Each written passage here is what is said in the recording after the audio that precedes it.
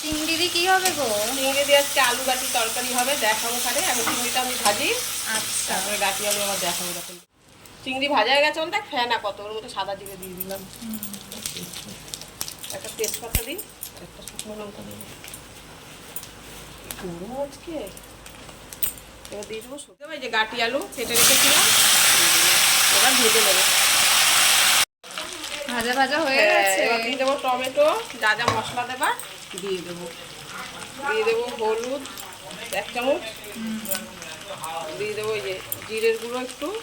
এটা রান্না করা সোজা, আর ধনে পাতা দেবো তো, কোনো বেশি মশলা লাগবে না, ব্যাস। আর একটু লবণ, যেটা ছাড়া কোনো হবে এই খাবারই যে। অসম্পূর্ণ। ব্যাস, আর চিংড়ি তো লাস্টে মেশাবো। এবার আবার সব দিয়ে কষিয়ে নেবো। না,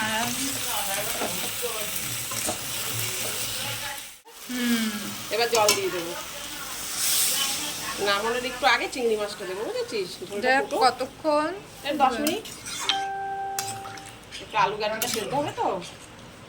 ঠিক আছে, দেখ আলু সেদ্ধ হয়ে গেছে। এবার এই চিংড়িগুলো দেবো, দিয়ে ধনে পাতা দিয়ে নামাবো। ফুটে গেলে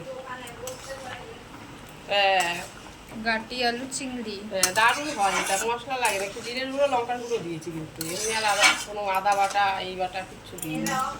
ধনে পাতা দিয়ে দেবো। হয়ে গেল আমার গাটি আলু ঝোল। ঝোল চিংড়ি দিয়ে। কে কে ভালো খাও কমেন্ট করে অবশ্যই জানাবে। টাটা।